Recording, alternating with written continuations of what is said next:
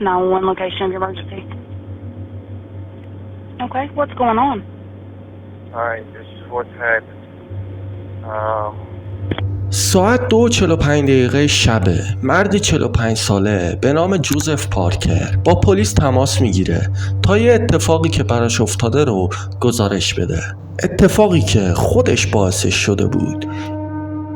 I've been married 12 years. On the 4th, which would have been 2 nights ago at 4 a.m.,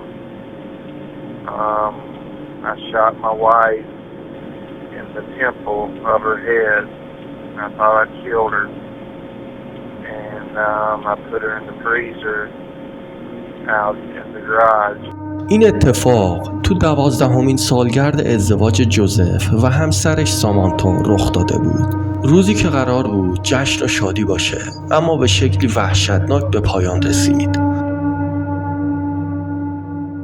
سلام رفقا، خیلی خوش اومدید. امروز با هم دیگه اومدیم 2 پرونده قتل رو بررسی کنیم که هر 2تاشون یک زوج بودن و بعدش با هم دیگه جر و بحث کردن و به شکل همدیگه رو کشتن. پس جای ندید و این ویدیو رو تا آخر تماشا کنید. جوزف در یک لحظه به همسرش سامانتا از فاصله نزدیک شلیک کرده بود و بعدش جسد اون رو داخل فریزر خانه‌اش گذاشته بود. اون مرد به پلیس زنگ زد و کاری که انجام داده بود رو اعتراف کرد.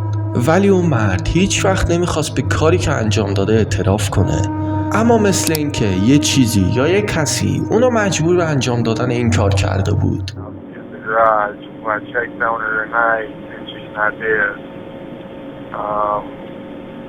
She's got a big hole in the temple of her head, and to get her body moved around in there, I think I broke her wrist. You know, she was frozen from being in the thing. She's been in this thing 48 hours now. با گلوله به سر همسرش شلیک کرده بود و اونقدر داخل فریزر مانده بود که کاملا یخ زده بود. اون مرد یه روز به جنازه یخ زده همسرش سر میزنه و متوجه یه چیز باور نکردنی میشه.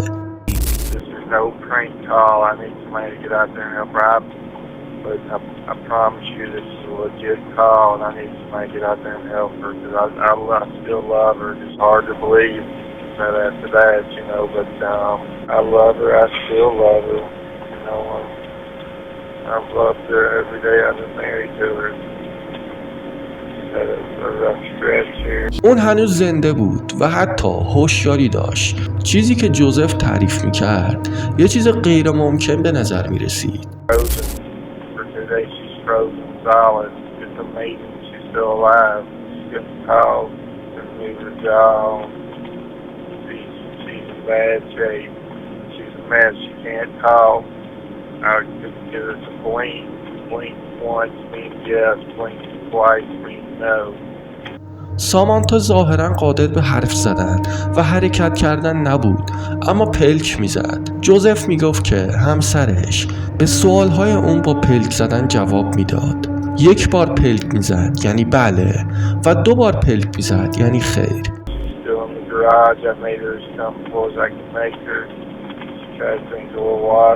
جوزف از کاری که انجام داده بود پشیمون بود و سعی میکرد که شرایط رو بهتر کنه. برای همسرش پتو می آورد و داخل دهانش آب میریخ و در آخر با بیمارستان تماس میگیره تا بیان نجاتش بدن.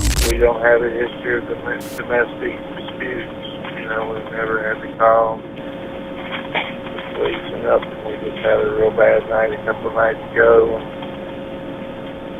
I was waving the gun around. Got myself in trouble. جوزف بعد از اینکه با آنها تماس گرفت کاملا از اون منطقه دور شده بود. جوزف به کشتن همسرش اعتراف کرد ولی دوست نداشت که به زندان بره. اون فقط میخواست مطمئن بشه که همسرش نجات پیدا میکنه. و زمانی که با بیمارستان تماس گرفته بود گفت که همسرش رو داخل فریزر گذاشته و بعدش گوشیش رو خاموش کرد.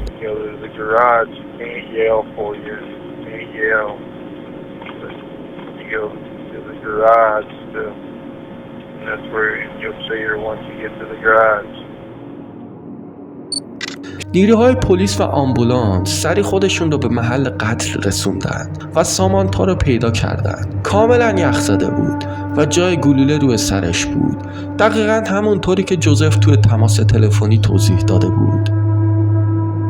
اما خب اکثر حرفایی که توی تماس توضیح داده بود اشتباه بودن. جسد سامانتا داخل فریزر گیر کرده بود که انگار جوزف به زور اونو اونجا جا کرده بود. حتی برای اینکه این کار رو انجام بده پای چپ اون رو قطع کرده بود تا بتونه جسدش رو داخل فریزر جا کنه. اما تا اینجا فقط بخش نرمال ماجرا بود. ماموران متوجه شدن که اون زن مرده و احتمالاً چند روز از مرگش میگذره. به احتمال زیاد وقتی که گلوله به سرش خورده همون لحظه مرده. پس احتمالاً چیزهایی که جوزف گفته بود کاملاً توهم بود و همچین چیزی اصلاً رخ نداده بود.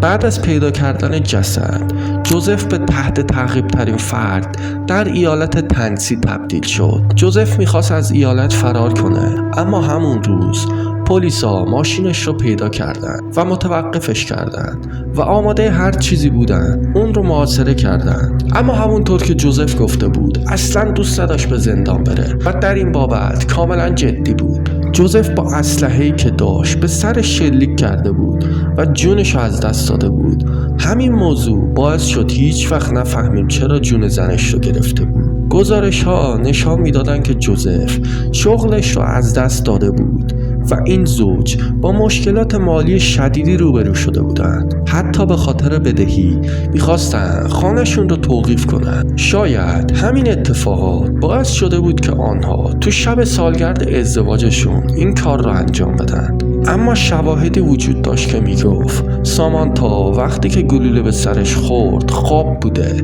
این موضوع تصویر متفاوتی از رخ دادن این حادثه به ما میده. اما پلیس ها چیز دیگه‌ای کشف کردن. در زمان مرگ جوزف مواد مخدر در بدن او وجود داشت. احتمالاً توهم هایی که موقع قتل سامانتا زده بود بر اثر مواد مخدر بوده. اون مرد تو گاراژ با جنازه یخزده همسرش صحبت میکرد در حالی که اون کاملا مرده بود. رفقا این بود از این پرونده. حالا نظرتون رو درباره این پرونده بهم بگید و بریم سراغ داستان بعدی. جنیفر شفیلد یه تیک تاکر بود و پست‌های زیادی آپلود میکرد. اون سخت تلاش میکرد و در دانشگاه دندان پزشکی درس میخوند با این امید که یه روزی پزشک بشه. او این مسیر رو تو پیج تیک تاکش با دیگران به اشتراک میگذاشت. اون حدوداً 10 سال با مردی به نام برندون شفیلد ازدواج کرده بود. وقتی که این دو نفر با هم آشنا شدن، برندون از ازدواج قبلیش 2 تا بچه داشت. اما این موضوع جنیفر رو منصرف نکرد و حتی اون مسئولیت کمک و مراقبت از اون 2 بچه رو پذیرفت و در طول سالها همراه برندون اونا رو بزرگ کرد.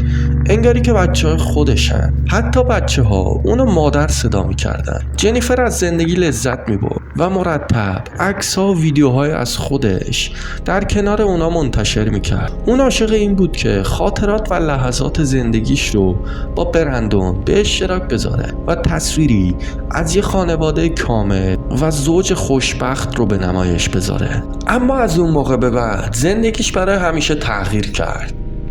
تو شبکه‌های اجتماعی همه چیز همیشه اونطوری که باید به نظر میرسید نیست و در 10 دسامبر 2024 جنیفر یه خبر شوکه کننده رو با دنبال کننده‌اش در میان گذاشت. بعد از حدود 10 سال زندگی مشترک، جنیفر اعلام کرد که او و برندون قصد دارن از یکدیگر جدا شد. اون هیچ توضیحی درباره دلیل جدایی نداد. فقط اعلام کرد که میخوان از همدیگه جدا شن و مراحل طلاق رو آغاز کرده بودند. این موضوع در وضعیت رابطه هر دوی اونها در فیسبوک هم تایید شد. هر دو تقریبا در همان زمان وضعیت رابطه خود را مجرد تغییر دادند. با وجود اینکه این خبر ناراحت کننده و حتی شوکه کننده بود، به نظر میرسید اونا شرایط را بهتر از چیزی که معمولا در چنین موقعیتی دیده میشد مدیریت میکنند. هیچ نشانه از کینه یا دشمنی میان اونا دیده نمیشد. جنیفر حتی برندون رو یه فرد فوق‌العاده توصیف میکرد.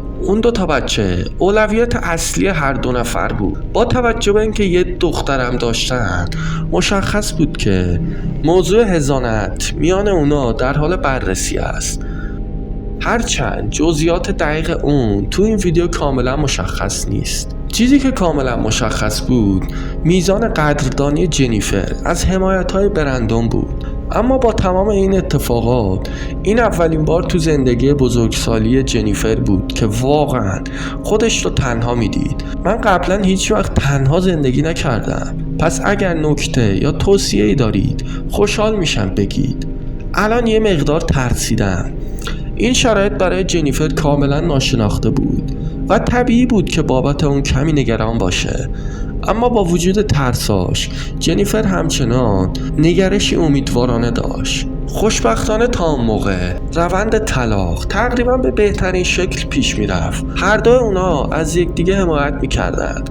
هر 2 به فکر بچه‌ها بودند و ظاهراً هیچ دشمنی یا کینه ای میانشون وجود نداشت. اما همونطور که گفتم تو شبکه‌های اجتماعی چیزهایی که میبینی همونطوری که هستن اصلاً نیستن. حالا خبر فوری دیگه ای داریم. جنیفر و برندون قرار بود به 2 غریبه تبدیل شن، اما حالا برندون به عنوان یک قاتل معرفی میشد. طبق گزارش پلیس، اعضای خانواده بعد از اینکه مدتی از جنیفر و برندون خبری نداشتند، برای اطمینان از وضعیتشان به خونه اونا رفتن. این اتفاق تنها مدت کوتاهی پس از اون رخ داد که جنیفر ویدیویی درباره نحوه برخورد فوق‌العاده برندون با روند طلاق منتشر کرده بود. اما وقتی اعضای خانواده به اونا رسیدند، متوجه نشانه‌های از وقوع یه اتفاق مشکوک در بیرون خونه شدند و با پلیس تماس گرفتند. ماموران وارد خونه شدند و هر 2 اونا رو کنار یکدیگه پیدا کردند. هر کدوم از اونا یک گلوله به سرشون خورده بود و چند دقیقه بعد مشخص شد که چه اتفاقی افتاده. برندون شفیلد هر 2 بار ماشه را کشیده بود. اون اول جنیفر رو به قتل رسوند و بعدش اسلحه رو به سمت خودش گرفت و خودکشی کرد. هنوز مشخص نیست اون شب دقیقاً چه اتفاقی افتاده، اما انگیزه احتمالی این جنایت نسبتاً روشنه. به نظر می رسید این قتل نتیجه همون طلاقی بوده که برندون فکر میکرد به خوبی داره پیش میره. بنابراین مشخص شد که احتمالاً پشت پرده اتفاقات بیشتری در جریان بوده. شاید نزدیک شدن تعطیلات و این واقعیت که این آخرین تعطیلات آنها به عنوان یک زوج متأهل بود باعث شده بود شرایط برای برندون سخت‌تر بشه. یا شاید اون فقط میخواست جنیفر رو برای خودش نگه داره و با خودش فکر کرده بود اگر من نمیتونم اونو داشته باشم، هیچ کس دیگه هم نمیتونه اونو داشته باشه و در نهایت اونو به قتل رسوند. و این ماجرا حتی غم انگیزتر هم میشد وقتی بدانیم برخی گزارش‌ها ادعا کردند که یکی از بچه‌ها هنگام وقوع تیراندازی داخل خانه بوده. کاری که برندون انجام داد چیزی جز یک جنایت وحشتناک نبود. بله رفقا، این بود از این ویدیو. اگه به این محتوا این سبک علاقه دارید حتما کانال منو دنبال کنید و یادتون نره که این ویدیو رو هم لایک کنید.